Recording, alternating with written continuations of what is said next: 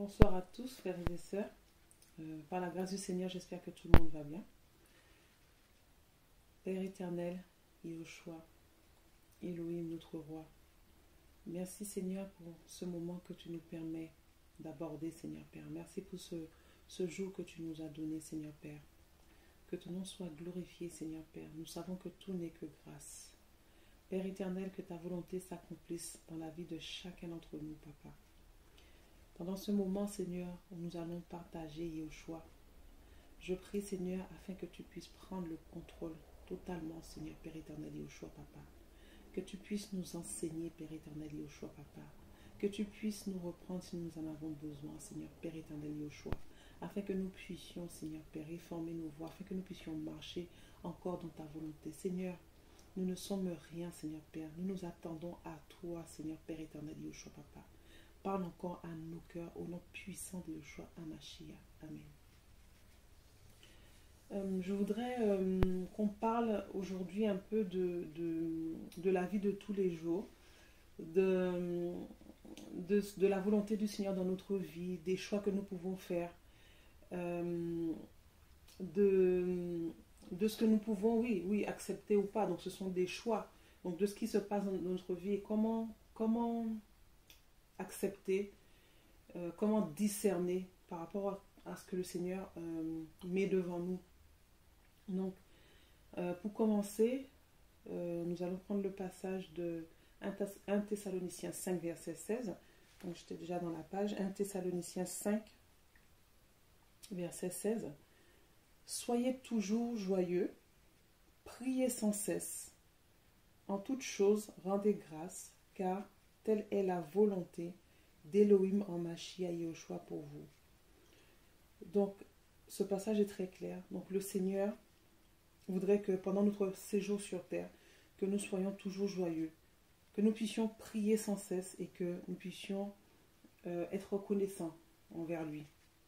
Donc, c'est une des choses que le Seigneur veut pour nous. Donc, déjà, rien que ça, on voit déjà que le Seigneur, il ne veut pas de mal pour nous, pour ses enfants.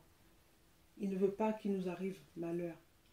Elohim a un plan pour chacun d'entre nous.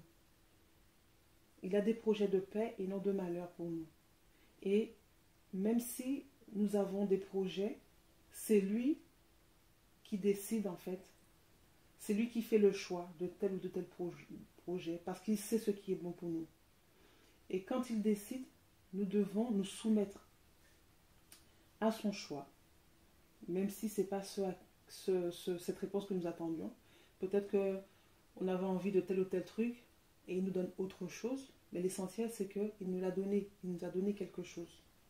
Nous devons accepter sa volonté, ce qu'il décide dans notre vie. Si toutefois nous avons accepté de le suivre, si toutefois nous avons accepté de renoncer à nous-mêmes. Donc, il sait ce qui est bon pour nous. Il ne nous donnera jamais des mauvaises choses. Donc, par rapport à certains choix que nous avons à faire aussi, nous devons arrêter aussi de regarder par rapport à l'apparence des choses, mais plutôt nous laisser conduire, nous laisser guider, avoir cette oreille de discernement, avoir cette écoute, parce que on peut faire le mauvais choix, Après, effectivement, on regrette, mais ça nous sert de leçon, ça nous sert parce que le Seigneur aussi peut utiliser aussi des méthodes comme ça aussi pour nous émonder, mais ça nous sert de leçon. Parce que tout ce que le Seigneur fait est bon. Et en fait, nous devons vraiment nous abandonner à lui. Et même si par moments, on a des souffrances par rapport à telle ou telle chose, mais vraiment nous abandonner à lui parce qu'il ne va pas nous laisser dans cette situation. Nous devons vraiment nous laisser mourir à soi vraiment. Il nous donne au temps convenable. Et il va nous donner quelque chose qui est utile pour nous, mais aussi pour lui. Quelque chose qu'on pourra utiliser, mais quelque chose qui ne va pas rester là et puis on n'en a pas réellement besoin. La plupart d'entre nous sommes parents. Si on a un enfant qui fait la pointure 30, on va dans un magasin de chaussures. Et la chaussure que cet enfant-là veut et souhaite, qui plaît à ses yeux, il y est dans ce magasin. Mais c'est la pointure 36. Est-ce que c'est pour autant on va lui acheter pour qu'elle puisse l'utiliser tout de suite? Non, puisqu'elle fait l'enfant fait 30 et les chaussures c'est 36. Quand bien même l'enfant crie, tombe dans le magasin, fait des scènes ou autre, je ne sais pas, je dis ça comme ça, est-ce qu'on va céder? Non, parce que les chaussures, c'est pas la taille de l'enfant, donc on va pas lui acheter. Le Seigneur, c'est pareil, il va pas nous donner quelque chose qui va nous être inutile, quelque chose qui va déformer notre marche, puisque les chaussures, la chaussure 36 qu'on prendra pour l'enfant qui fait le 30, l'enfant ne pourra pas marcher avec. Donc le Seigneur ne va pas nous donner quelque chose pour déformer notre marche spirituelle. Il ne va pas nous donner quelque chose pour nous faire tomber. Non, parce qu'il est bon envers nous. Il sait ce qui est bon pour nous. Donc, pareil aussi quand on fait, quand on a, quand on postule, en fait, je vais prendre cet exemple-là parce que c'est ce qui m'est arrivé dernièrement. J'ai eu l'occasion de faire des entretiens avec plusieurs cabinets pour un bilan de compétences. Et, j'avais tout remis dans les mains du Seigneur, mais n'empêche que je disais au Seigneur, Seigneur, tel cabinet, tu as vu, je me sens bien avec cette dame, le feeling est bien passé, en plus, c'est la même tranche d'âge, je serais beaucoup plus à l'aise. Et le Seigneur me faisait comprendre, ce n'est pas parce que je me sens à l'aise avec quelqu'un, ce n'est pas parce que le feeling est passé que c'est forcément avec cette personne que je vais travailler, que je dois travailler. Parce que lui, c'est tout d'avance. Donc, c'est pareil aussi dans les personnes qui sont pas encore mariées et tout. Le feeling peut passer effectivement avec quelqu'un et c'est pas forcément cette personne que le Seigneur a prévu pour nous. Parce qu'il veut que nous soyons heureux. Il ne veut pas nous donner quelqu'un et puis on vit malheureux toute notre vie. Donc il faut savoir discerner la volonté du Seigneur par rapport au choix que nous faisons. Et le Seigneur me disait, oui, c'est pas parce que le feeling est bien passé que c'est cette personne que j'ai prévue pour toi. Ce n'est pas forcément ça. Il ne faut pas regarder par rapport à ça. Et il me donnait l'exemple de Samuel, donc Shemuel. Donc là, on va prendre quand même le passage, parce que c'est très intéressant. Donc, Shemuel, chapitre 16. Samuel 16.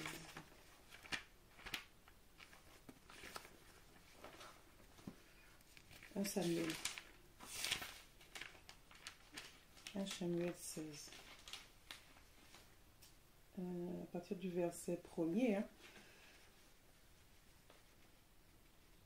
Yehoshua dit à Shemuel, quand cesseras-tu de pleurer sur Saoul? Je l'ai rejeté afin qu'il ne règne plus sur Israël. Remplis ta corne d'huile et viens. Je t'enverrai chez Isaïe, Bethléemite, car je me suis pourvu l'un de ses fils au roi. Et Shemuel dit, comment irai-je? Car Shemuel l'apprendra et il me tuera. Et Yahweh répondit, tu prendras en ta main une jeune vache du troupeau et tu diras, c'est pour sacrifier à Yahweh que je suis venu. Tu inviteras Isaïe au sacrifice. Je te ferai savoir moi-même ce que tu auras à faire et tu oindras pour moi celui que je te dirai. Shemuel fit comme Yahweh lui avait dit et il alla à Bethléem. Les anciens de la ville, tout effrayés, accoururent au-devant de lui et lui dirent, ta venue est-elle la paix? Il dit, la paix, je suis venu pour sacrifier à Yahweh. Sanctifiez-vous et venez avec moi au sacrifice. Il fit sanctifier aussi Isaïe et ses fils, et les invita au sacrifice. À son entrée, il remarqua Eliab et se dit, le Mashiach de Yahweh est certainement devant lui. Mais Yehoshua dit à Shemuel, ne prête pas attention à son apparence, ni à la hauteur de sa taille, car je l'ai rejeté. Il ne s'agit pas ici de ce que voient les humains. Les humains voient ce qui leur saute aux yeux, mais Yahweh voit le cœur. Ensuite, Isaïe appela Abinadab et le fit passer devant Shemuel, mais il dit, Yahweh n'a pas non plus choisi celui-là. Isaïe fit encore passer Shama et dit, Yahweh n'a pas non plus choisi celui-ci. Ainsi, Isaïe fit passer 7 fils devant Shemuel. Shemuel dit à Isaïe, Yahweh n'a pas choisi ceux-ci. Puis Shemuel dit à Isaïe, sont-ce-là tous tes garçons? Et il dit, il reste encore le plus jeune, seulement il fait paître les brebis. Alors Shemuel dit à Isaïe, envoie le chercher, car nous ne retournerons pas avant qu'il ne soit venu ici. Il le fit venir. Il était roux avec des beaux yeux et une belle apparence. Yahweh dit, lève-toi et oins le car c'est celui que j'ai choisi. Voilà. Donc, c'est ce que le Seigneur me faisait comprendre. Nous, on regarde à ce qui tape l'œil. Le plus souvent, hein, avec le temps, bon, le Seigneur nous délivre de ça, mais souvent c'est ça. Le Seigneur nous dit au verset 7, les humains voient ce qui leur saute aux yeux, mais Yahweh voit le cœur. Donc, Shemuel a vu la corpulence d'un des fils d'Isaïe, et par rapport à son apparence, sa carrure certainement, il s'est dit que c'est lui, obligé, c'est lui. Donc la Bible nous dit au verset 6, à son entrée, il remarqua Eliab et se dit, le Mashiach de Yahweh est certainement devant lui. Et le Seigneur lui a dit, non, c'est pas lui que j'ai choisi, ne regarde pas son apparence. Il avait certainement une belle allure, il était peut-être grand, costaud, et il s'est dit, oui, c'est lui. Quand quelqu'un est costaud, c'est pas forcément que la personne est douée ou fort ou autre. C'est juste l'apparence. Et le Seigneur me disait, oui, vous aimez regarder à l'apparence, c'est pas forcément ça, cette personne avec qui tu te sens bien que j'ai forcément choisi pour travailler avec toi. Et alors, il ne s'agit pas ici de ce que voient les humains. Voilà, les humains voient ce qui leur saute aux yeux, mais Yahweh voit le cœur.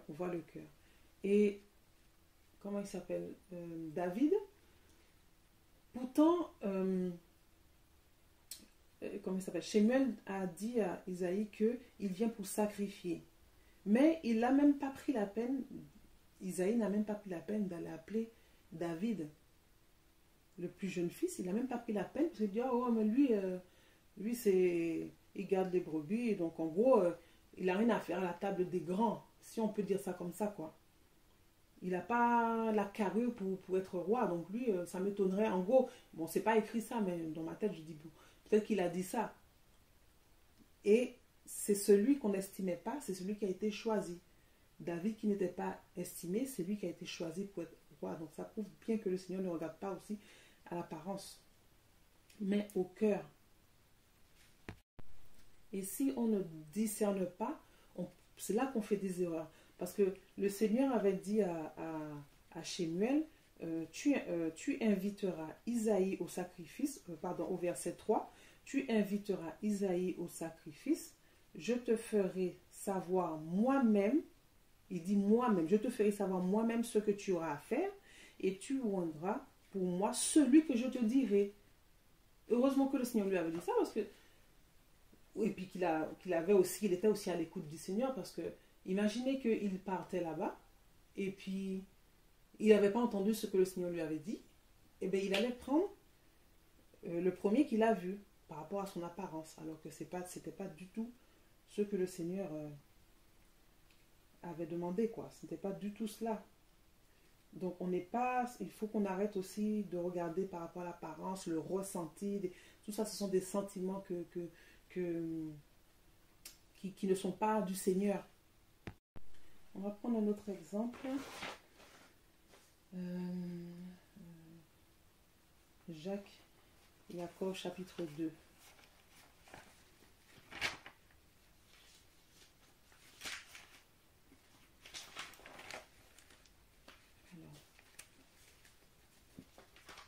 Jacques, Jacob, chapitre 2. Donc on connaît très bien ce passage. Chapitre 2. Donc, je lis la parole. Mes frères, n'ayez pas d'égard à l'apparence des personnes dans la foi en notre glorieux Seigneur Yahushua Mashiach. Mes frères, n'ayez pas d'égard à l'apparence des personnes dans la foi en notre glorieux Seigneur Yahushua Mashiach.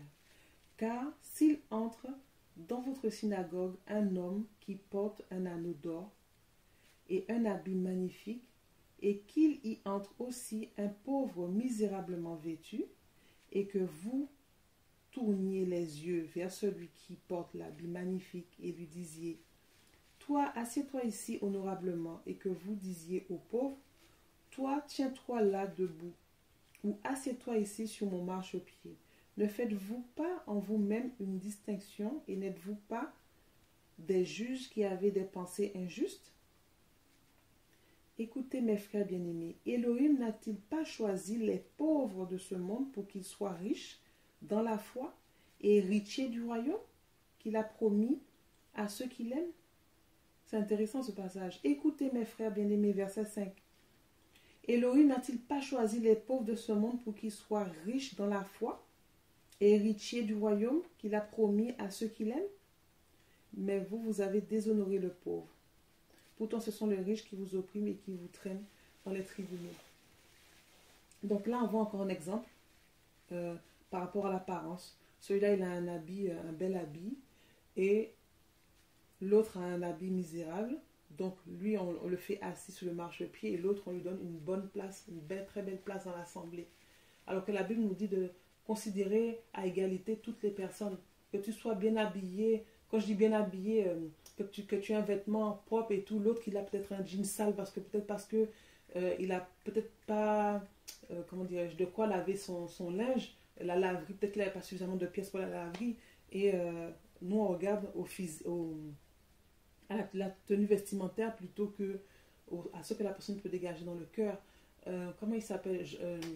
Jean-Baptiste. Lui, il était habillé en poil de chameau, hein, c'est ça. Hein. J'avais pris le passage alors. Matthieu 3. Il n'était pas habillé pour pouvoir attirer les gens. Il n'avait pas un trône, il n'avait pas une église, il n'était pas dans un grand bâtiment pour que les gens viennent à lui comme ça. Les gens, je pense, venaient aussi par curiosité d'entendre cette personne qui prêche. Et comme les gens écoutaient, ils étaient touchés en fait. Ils étaient touchés, mais ce n'est pas parce qu'il attirait physiquement ou par une richesse matérielle qu'il attirait les gens. Matthieu 3.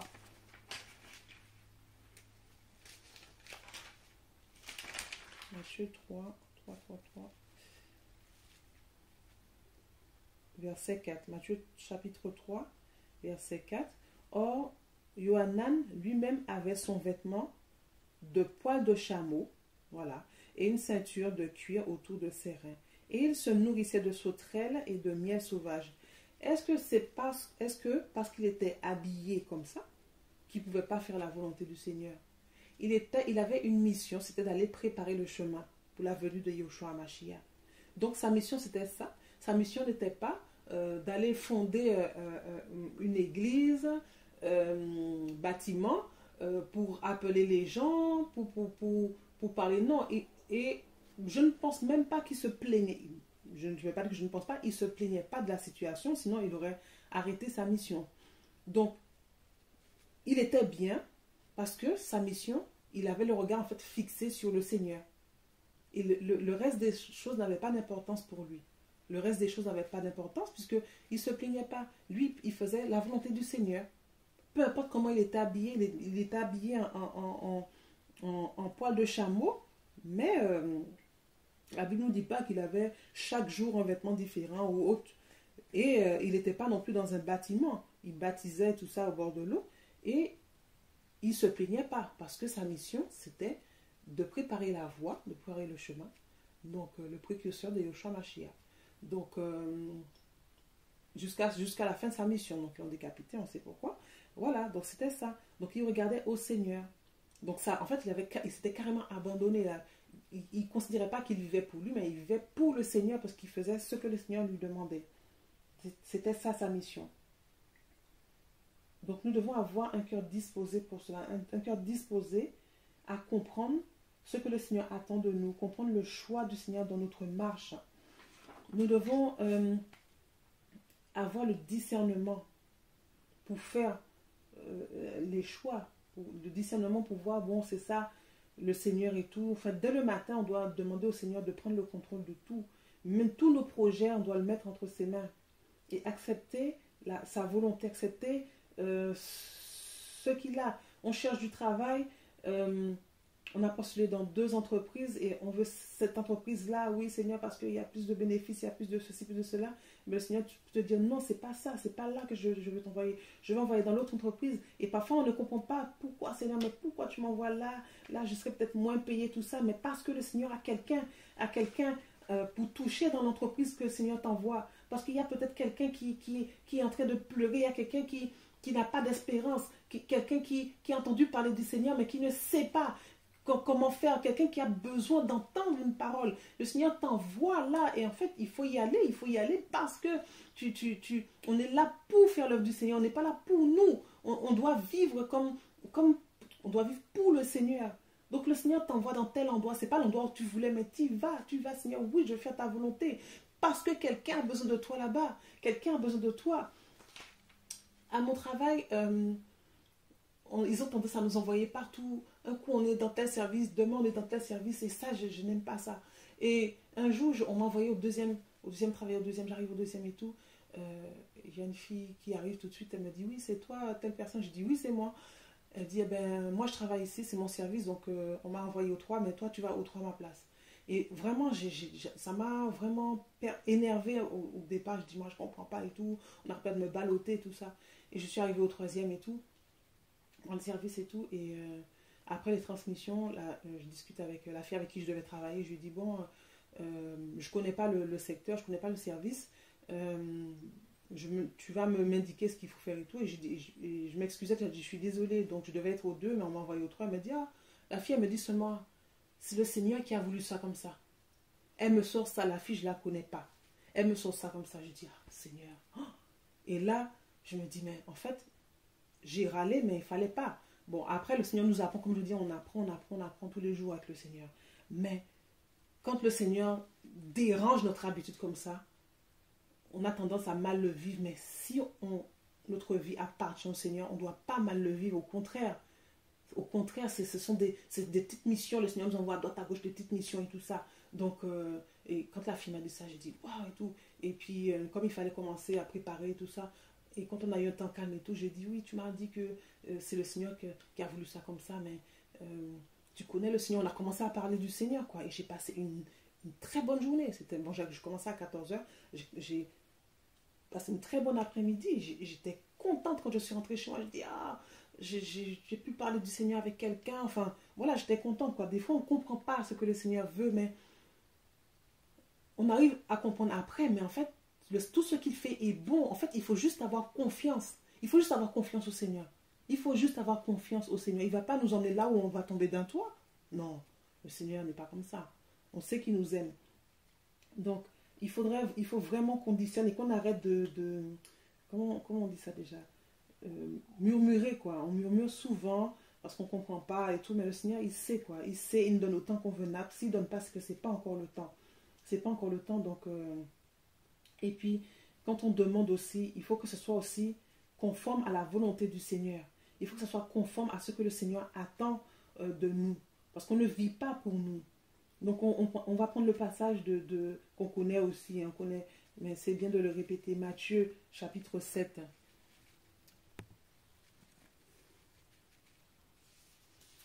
On est déjà dans Matthieu, donc c'est très bien.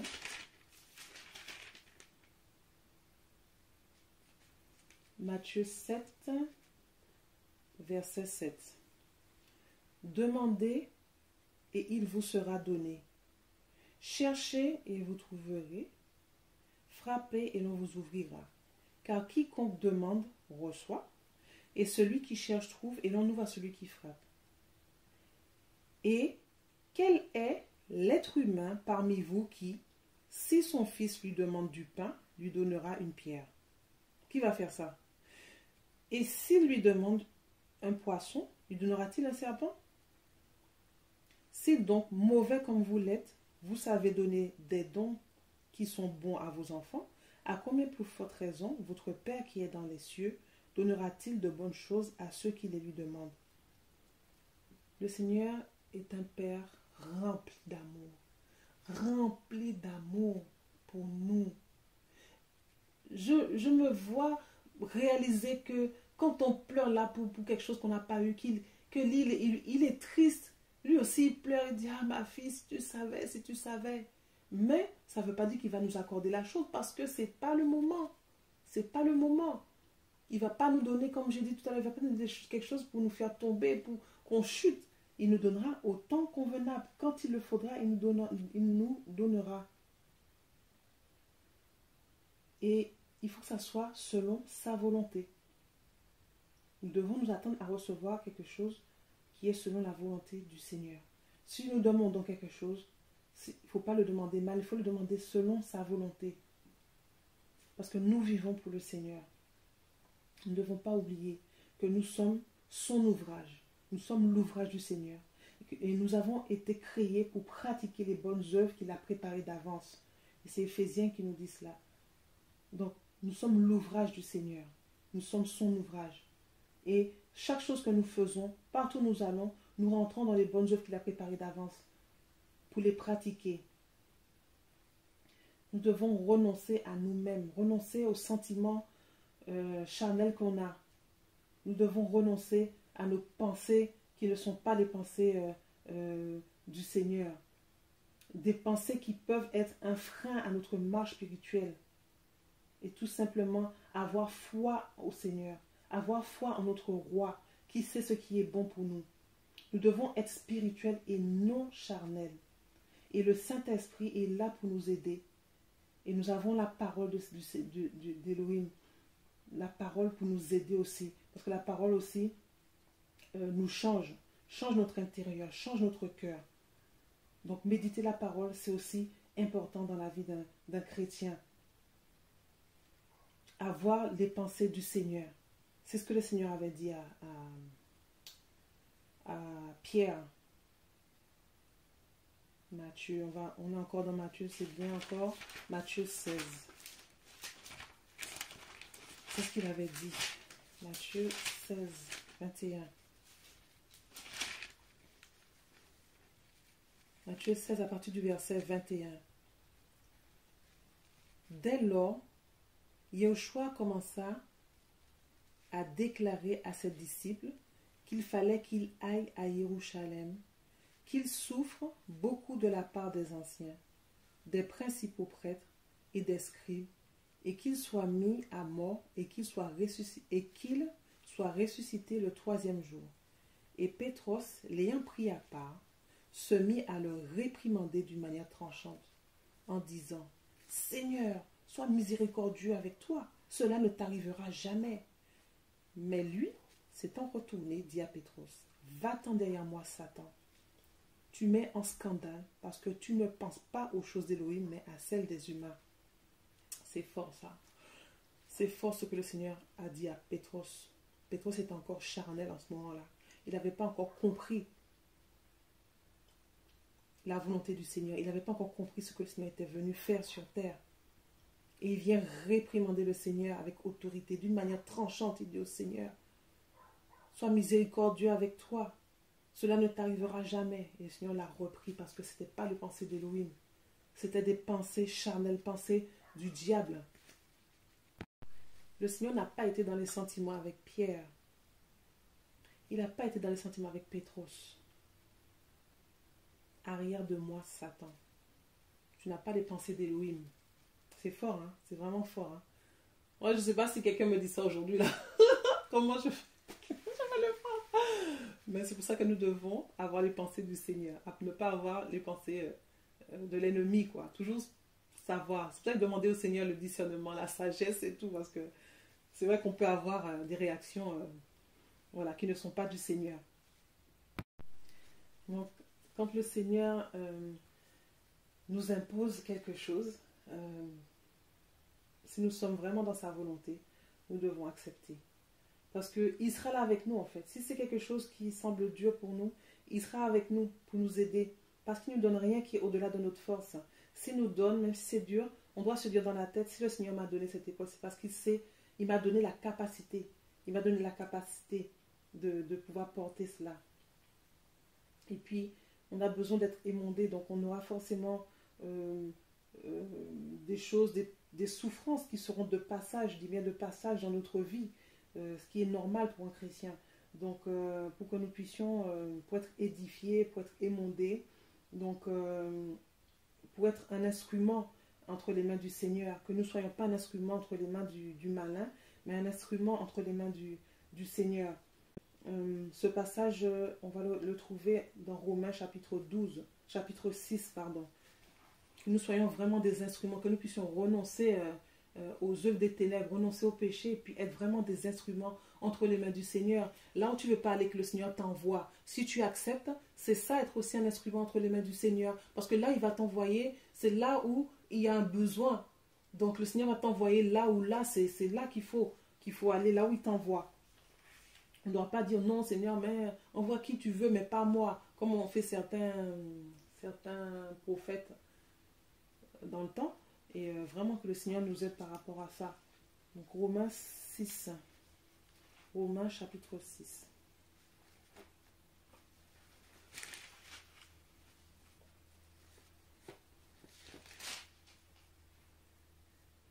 Romains 6, verset 12. Que le péché ne règne donc pas dans votre corps mortel pour lui obéir dans ses désirs. Et n'offrez pas vos membres au péché pour être des instruments de l'injustice, mais offrez-vous vous-même à Elohim comme de morts étant devenus vivants, et offrez vos membres à Elohim pour être des instruments de justice. Donc on doit vraiment faire attention à ça. On n'a pas été créé pour être des instruments du malin. Si ton œil droit est une occasion de chute, arrache-le. Si ton bras gauche est une occasion de chute, coupe-le. Autant rentrer dans la vie éternelle manchot qu'avec les deux bras et aller dans la GN. C'est ce que nous dit la parole aussi. Donc nous devons faire attention à ça, servir le Seigneur et non pas le malin.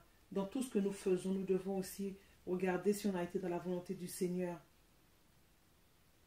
et pas la volonté du malin. Je vais encore le répéter, tout ce que le Seigneur fait est bon. Et même si c'est dur, il est là. Nous devons porter notre croix chaque jour. Nous devons renoncer à nous-mêmes, c'est ça aussi. Renoncer à nous-mêmes. Pour le suivre, c'est ça. Renoncer à nous-mêmes, porter notre croix. Et Yahushua, lui, il a porté sa croix. Et le Seigneur, quand on est dans une épreuve, on doit aller jusqu'au bout. On doit aller jusqu'au bout de l'épreuve. On va prendre l'exemple du Seigneur. On va prendre le livre de Marc. Marc au chapitre 14.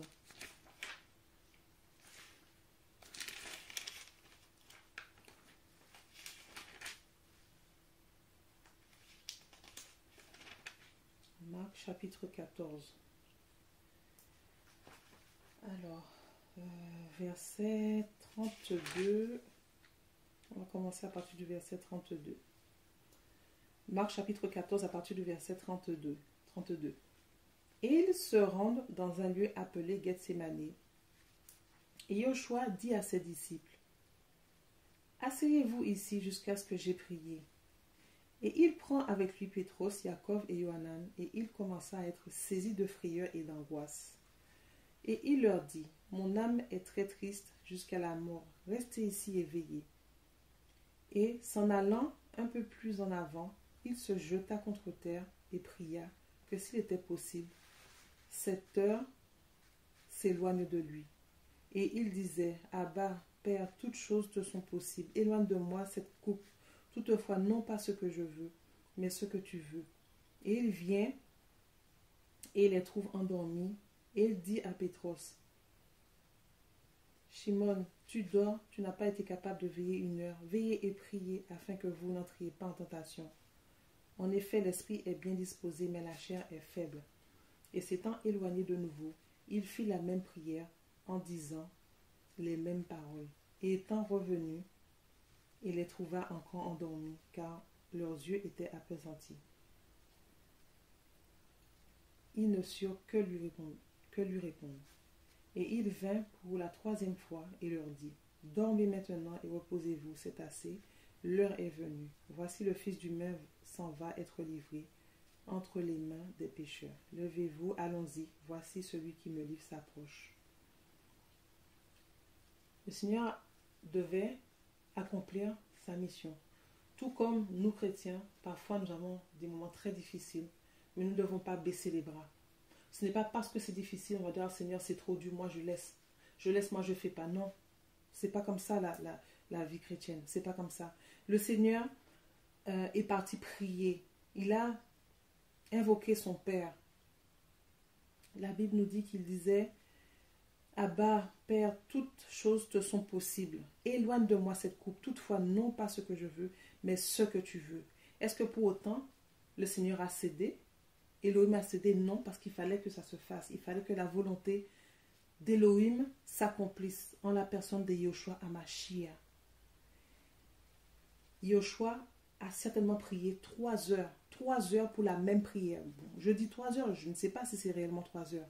Mais vu que la parole nous dit qu'il est revenu et les a trouvés endormis, et il dit au verset 37, Shimon, tu dors, tu n'as pas été capable de veiller 1 heure. Donc ça veut dire qu'il est parti, il est revenu, 1 heure était passée. Il a prié 1 heure pour la même chose, il est reparti 2 fois après. Il est reparti prier, il est revenu, il les a trouvés un peu sentis, il est reparti encore. Donc j'en déduis qu'il a prié au moins 3 heures de temps. À supplier le Seigneur s'il est possible, mais non pas ta volonté, mais non pas ma volonté, mais ta volonté. Est-ce que le Seigneur est-ce que Elohim a cédé? Non, parce qu'il fallait qu'il passe par la croix. Il fallait qu'il passe par la croix. Donc nous devons, nous sommes en train de passer par la croix, nous devons tenir ferme, parce que ni le jeûne, ni la prière intense, des grumeaux de sang peuvent sortir de ta tête à la place de la sueur, mais si tu dois passer par cette croix, tu passeras par cette croix, parce que la finalité, c'est la vie éternelle. Et tu seras un instrument entre les mains du Seigneur, un instrument de paix entre les mains du Seigneur. Donc, le Seigneur, voilà, il y a des choses que le Seigneur permet dans notre vie, et vraiment nous devons nous attacher à lui, Il va nous envoyer aussi des gens pour nous fortifier, comme il a fait avec Yoshua. Dans les autres passages, il a envoyé des anges pour le fortifier, donc pour le servir. Ça, c'était peut-être quand il est parti, certainement dans le désert. Enfin bref, tout ça pour dire que même si le Seigneur a décidé quelque chose, s'il a décidé quelque chose, il va le faire. Il va le faire, et il ne faut pas que nous renoncions à cela. Il ne faut pas qu'on renonce à cela. Sinon, on ne sera vraiment pas dans la volonté du Seigneur. Il faut accepter la volonté du Seigneur. De toute façon, si on veut le suivre, on n'a pas le choix. On n'a pas le choix. Le Seigneur nous aime. Il nous aime. Il nous aime. Et il veut aussi nous émonder. Nous devons, voilà, passer par certaines étapes pour pouvoir y arriver. Voilà. Et qu'est-ce que j'allais dire d'autre par rapport à tout ça? Voilà. En fait, il faut tout remettre entre les mains du Seigneur. Vraiment tout.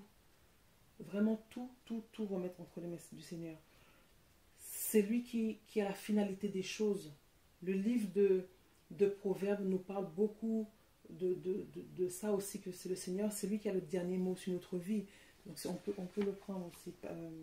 Proverbe 16. Proverbe 16.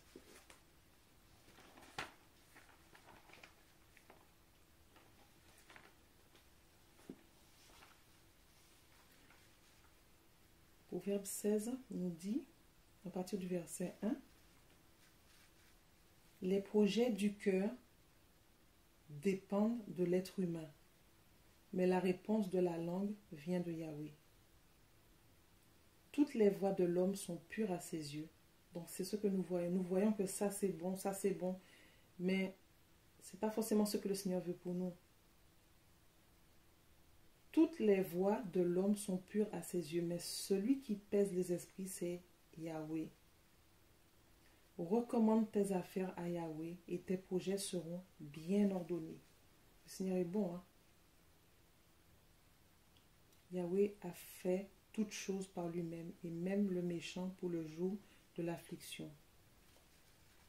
Le verset 9 nous dit, le cœur de l'être humain médite sur sa voie, mais Yahweh conduit ses pas.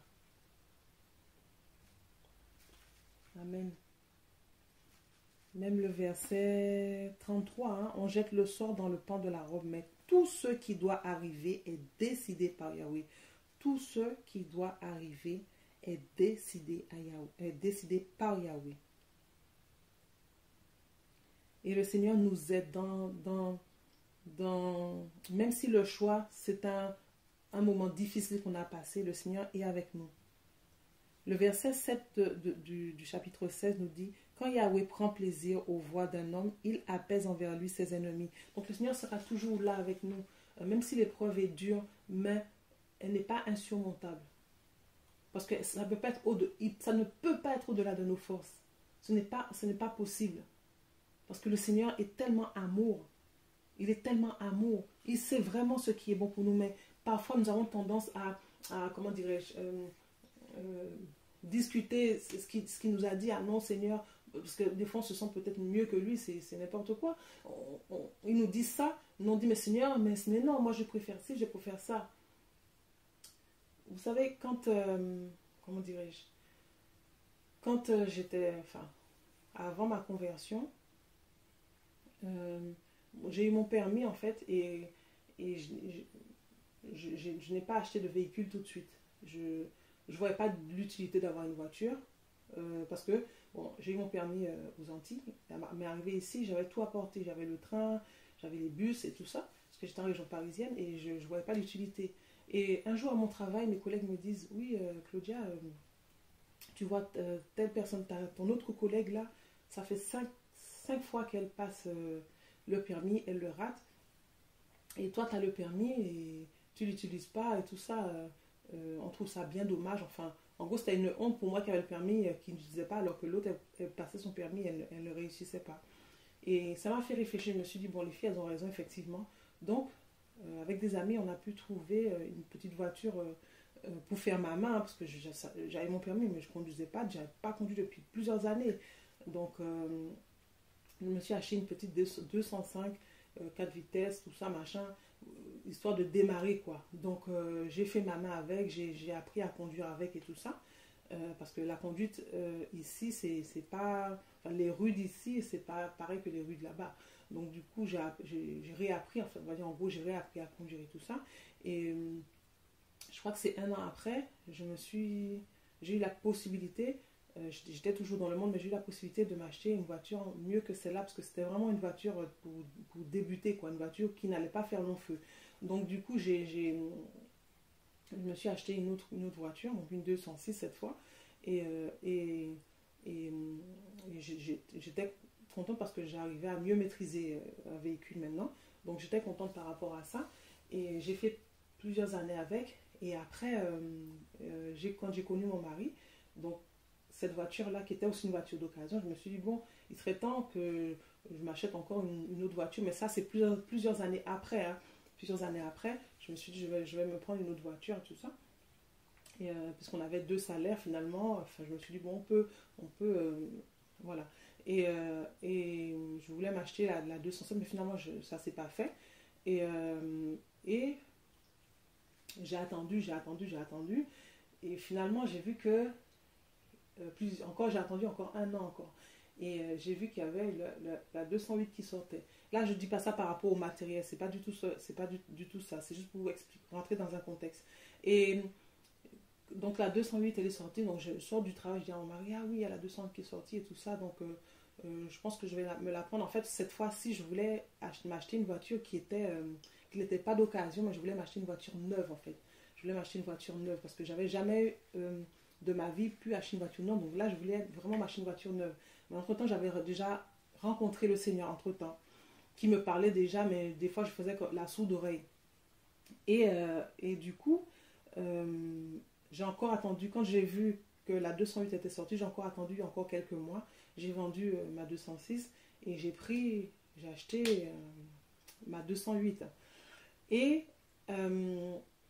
bon, la majorité des Antillais, ils aiment les voitures équipées, tout ça. Donc, quand je l'ai acheté, je voulais pas qu'elle me revienne cher quand même. Donc j'ai pris j'ai pas pris une 5 portes.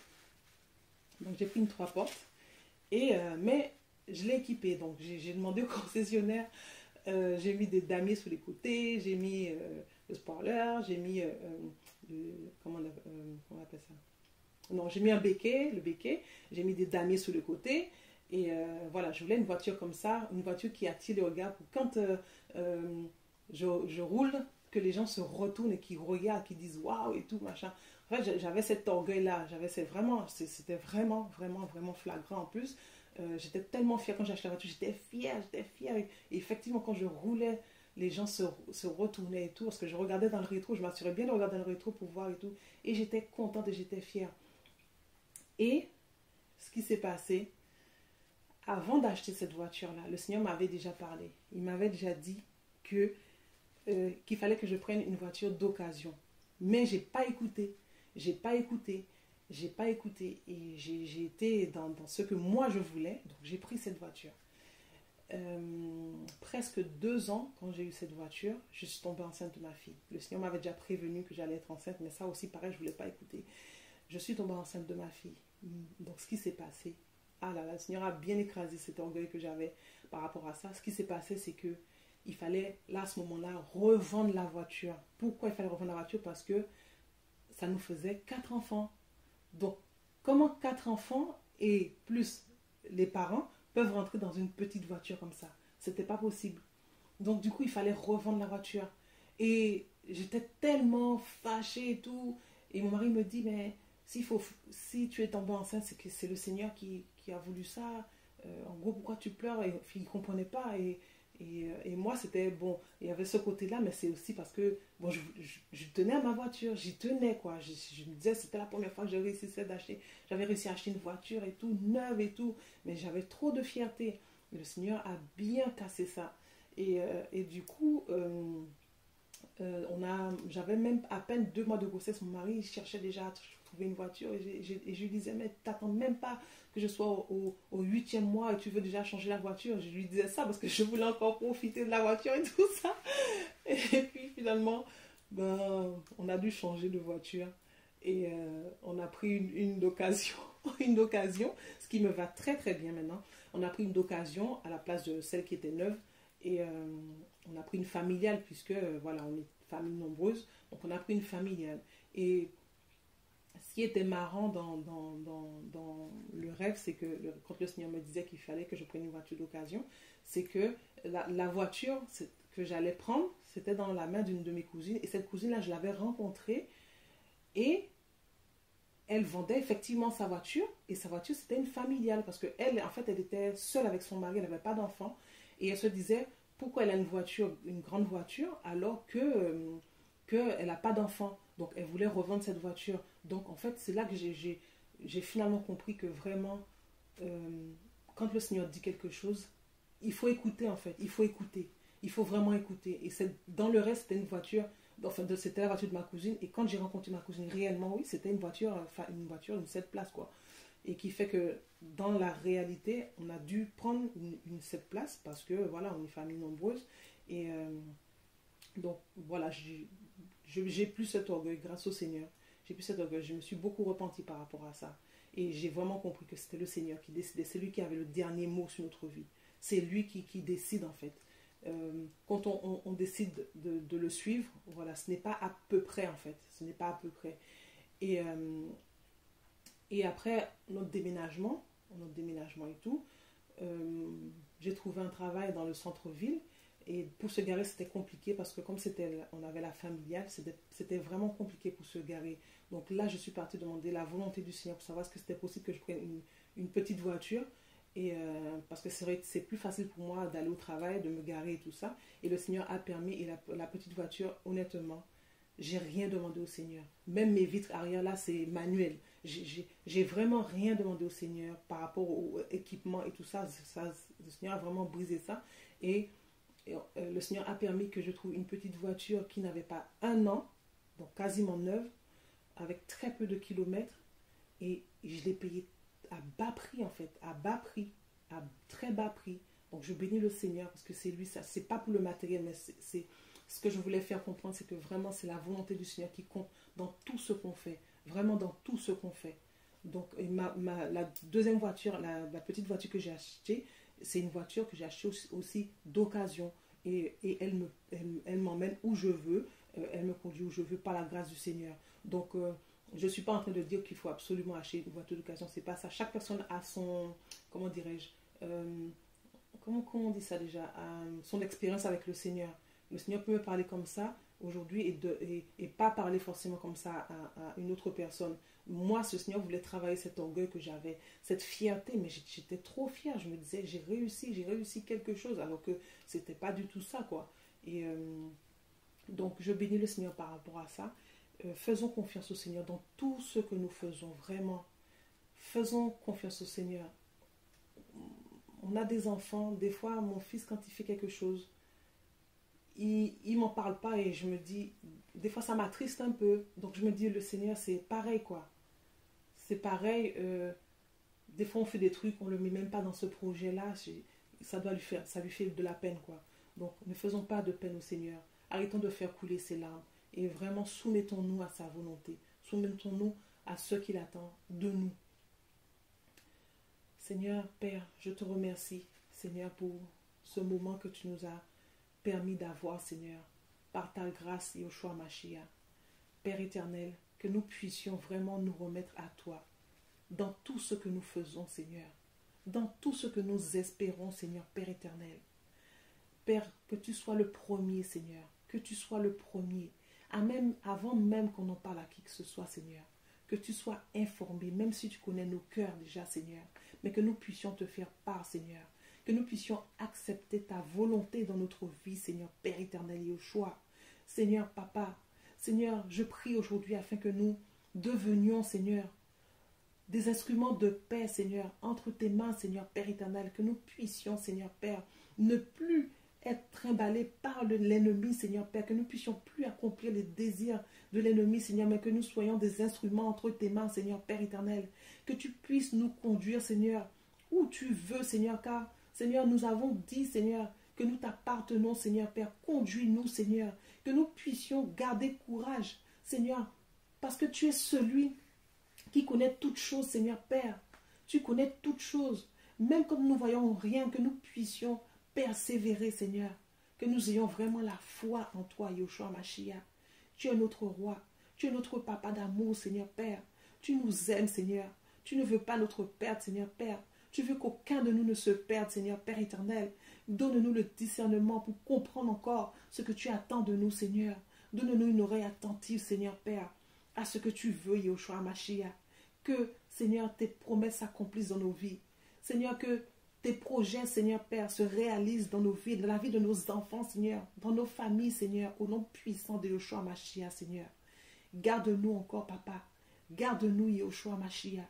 Garde-nous encore dans ton amour, Seigneur, au nom puissant de Yoshua Mashiach.